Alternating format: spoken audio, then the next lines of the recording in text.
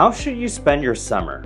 This is a question that I get asked all the time, and I would love to talk about how you should spend your summer, and this really depends on what grade level you're at. So let's just start with 9th grade. As a 9th grader, you should really spend your summer preparing for the SATs. Either take a boot camp or engage in private tutoring or buy the Princeton Review or Kaplan book. You should really spend your time studying hard for this exam the summer after your 9th grade. In addition, you could attend a summer program like either the Stanford Pre-College or the Harvard Pre-College summer programs just to get your feet wet and interested in the subject matter. If you're a little bit more advanced, I would highly recommend that you do an independent research project because you can then use this research project to compete in different science fairs like the Intel Science and Engineering Fair or the Junior Science and Humanities Symposium. But you need to be advanced enough to do this or engage with a company like ourselves to help you with your research project. You can't really do research with a university professor. The biggest reason for that is because you need to be 16 years of age before you can do research in a lab. So that might not mean for most students either their sophomore or junior year for most students, I'd say. The summer after your sophomore year, you do want to apply to a competitive research program, especially programs like either the UCSB Research Mentorship Program or they have a sister program called UCSB SERA, S-E-R-A, or you could apply to UC Santa Cruz Science Internship Program. I know there's a lot of STEM involved in research, but they also tackle humanities fields such as English or history or social justice or psychology or sociology. So don't let applying to a STEM program deter you because there are definitely humanities related research in those different programs. For STEM students, however, after sophomore year, Cosmos is also an excellent option, which is essentially a 4-week residential program where you could conduct or work on a science research project.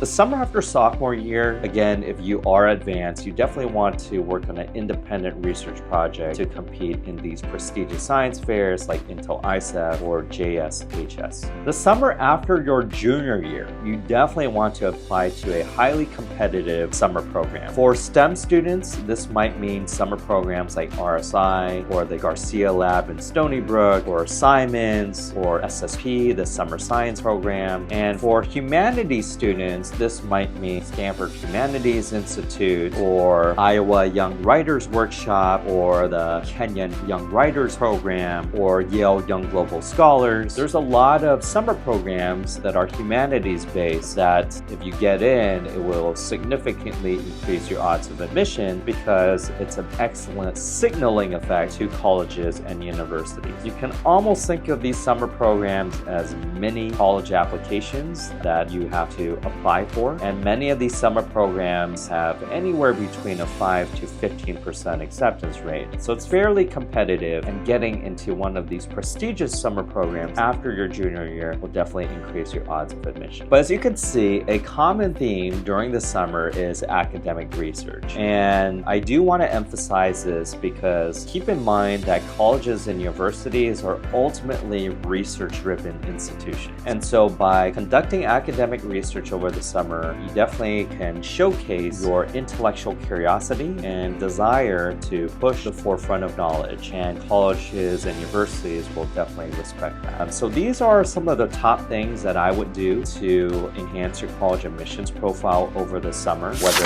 it's SAT prep or attending a prestigious summer program or academic research. Some of our seniors will even do internships, which are more applicable for those who want a more applied setting, but I would still prioritize research over internship. And another question I get asked a lot is, should you do college courses? So college courses, I would really consider the least important among all the factors that I mentioned. I do think taking college courses could be beneficial, but an excellent way to show your course rigor is actually through AP courses and AP exams. Obviously, if you exhausted all of your AP exams, then you could take upper level college courses, whether it's multivariable calculus or linear algebra. So these are some of my top tips on what you should do over the summer. If you like what we talked about today, definitely hit the subscribe button and follow us on our YouTube channel.